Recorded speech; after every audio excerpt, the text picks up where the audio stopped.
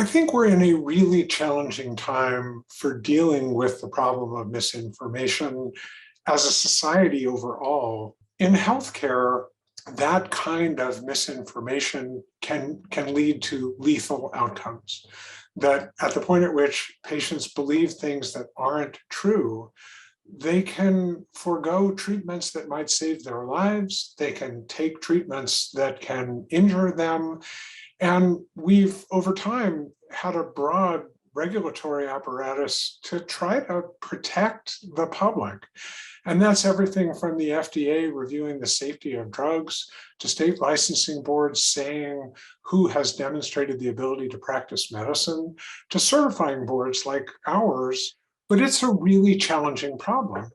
And it seems to bleed over into free speech issues of people say, oh, what do you mean you're going to regulate speech?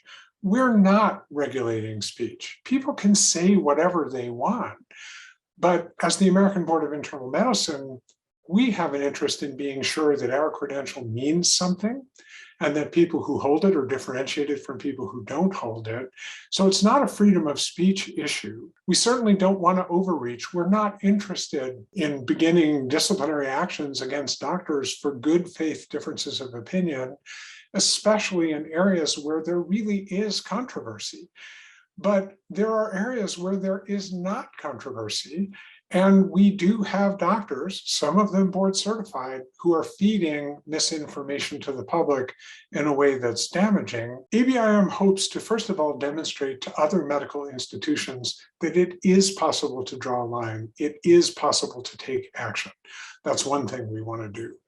We want to make it clear to the public that the ABIM credential means something, that it distinguishes doctors who hold it, that doctors who hold it can be trusted by the public to be current in their field and not to be deceptive and misleading and not to behave in blatantly unprofessional ways. One of the challenges in misinformation, and one of the questions we get asked is, how do you know what's true? How do you know what's right?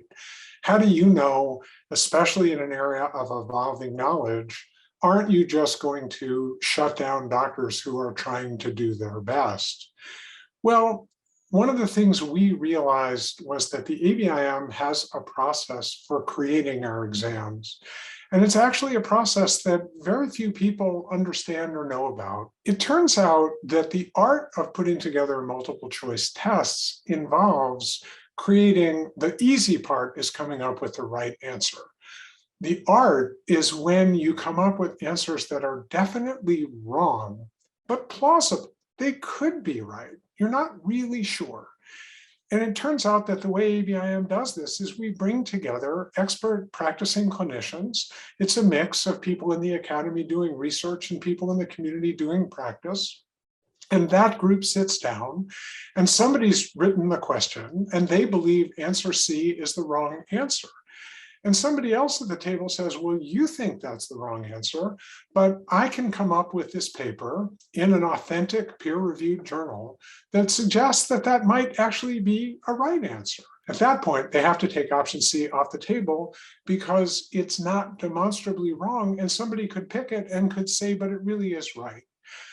What we realized as we thought about the challenge of deciding, are we really dealing with misinformation, is ABIM does have access to experts around the country who are in the field.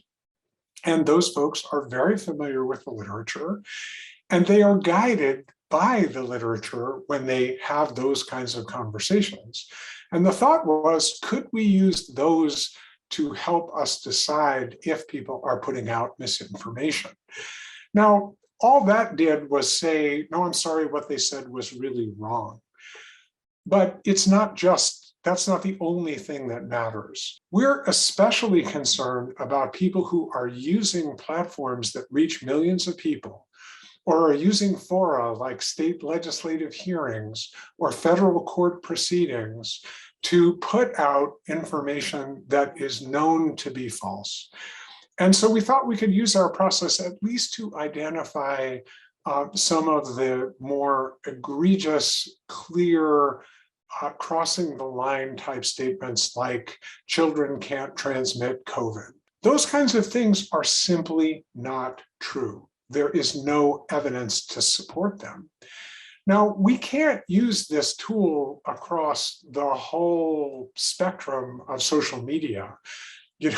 Twitter, YouTube, Facebook, there's millions, billions of entries created. We're not putting ourselves out there to police all communication in all settings. We can't do that.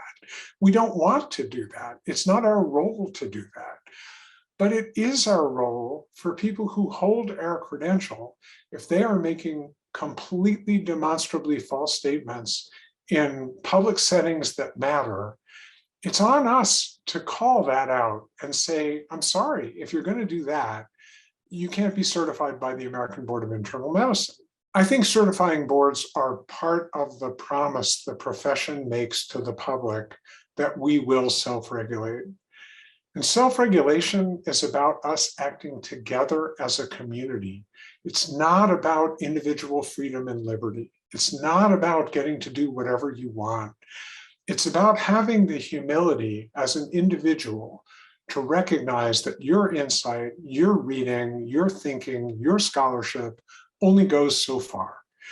And that testing it against groups of people who are doing the same work and engaging in conversations with that community, that kind of humility on the part of individual practitioners and a willingness to subject their intuition and instinct to a larger community of people to recognize that they're in good faith with you, I think that's a really important place for us as a profession to be right now, where we stand together as a community and recognize that our collective authority derives from the trust patients place in us, which is based on the integrity with which we operate individually and the integrity with which our institutions operate.